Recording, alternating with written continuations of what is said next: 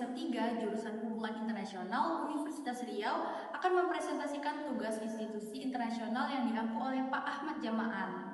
Nah, sebelumnya perkenalkan aku Soluna Arsya dengan NIM 23011122726 dan teman aku. Halo, dengan aku Gati Syarifita dengan NIM 2300111131000 dan teman aku. Halo, aku Siti Nursiah dengan NIM 230111268 dan teman aku. Dan yang terakhir aku Ilwana Fetisara dengan NIM 23011110168. Keamanan kolektif adalah konsep di mana negara-negara melakukan komitmen untuk saling melindungi satu sama lain dari ancaman agresif. Jadi, dalam sistem ini, jika suatu negara diserang, maka negara-negara yang terlibat dalam komitmen ini akan melakukan tindakan untuk membela negara tersebut. Tujuan utamanya adalah untuk menciptakan stabilitas dan mencegah konflik melalui kerjasama internasional. Kemudian, keamanan kolektif ini juga ditetapkan sebagai fungsi inti dari PBB, terutama melalui bab 6 dan bab 7.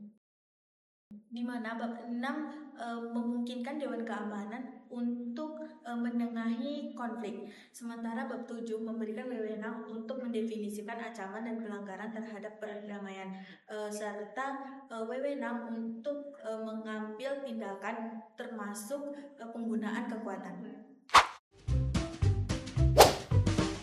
Selanjutnya itu ada teori IO atau International Organization.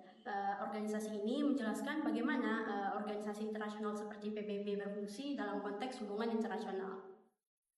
Teori ini menekankan mengenai bagaimana lembaga-lembaga internasional dalam mengatur interaksi antara negara, terus memfasilitasi suatu kerjasama, juga mengelola suatu konflik.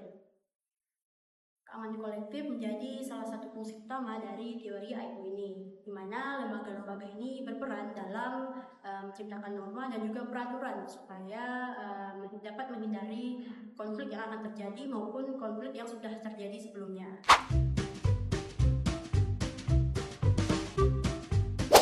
Korelasi antara keamanan kolektif dan organisasi internasional terletak pada bagaimana organisasi internasional berfungsi sebagai platform untuk implementasi keamanan kolektif.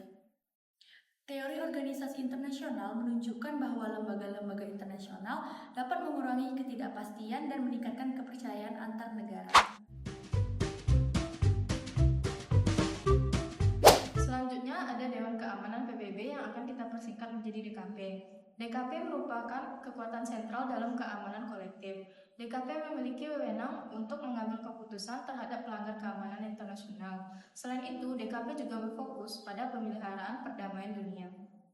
Selanjutnya ada Sekretariat PBB yang berfungsi sebagai penghubung dan pelaksana kebijakan yang sudah ditetapkan oleh Dewan Keamanan PBB. Selain itu, Sekretariat PBB ini juga bertanggung jawab untuk mengumpulkan informasi yang akan digunakan oleh Dewan Keamanan PBB ketika mengambil keputusan untuk mengadili pelanggar keamanan internasional. Nah, selain itu, Sekretariat PBB ini juga berfungsi untuk mengkoordinasikan misi pemeliharaan perdamaian dunia. Selanjutnya ada Organisasi Keamanan Regional. Apa itu Organisasi Keamanan Regional? Organisasi Keamanan Regional adalah entitas yang dibentuk oleh suatu negara-negara di suatu kawasan yang sama untuk mengatasi isu perdamaian yang mengancam stabilitas dan keamanan di kawasan tersebut. Salah satu contohnya adalah OSCE yang merupakan singkatan dari Organization for Security and Cooperation in Europe. OSCE memiliki keleluasaan untuk menangani isu keamanan di tingkat kawasan Eropa. Selain itu, OSCE juga berfungsi sebagai mediasi atau pihak penengah dalam isu keamanan yang menyangkut sengketa di tingkat regional. Nah, dari semua materi yang telah dibahas tadi dapat disimpulkan bahwa keamanan kolektif dan organisasi internasional ini saling terikat dalam kerangka kerja untuk menciptakan perdamaian. Tentunya dengan berbagai lembaga internasional yang terkait dalam implementasi tersebut.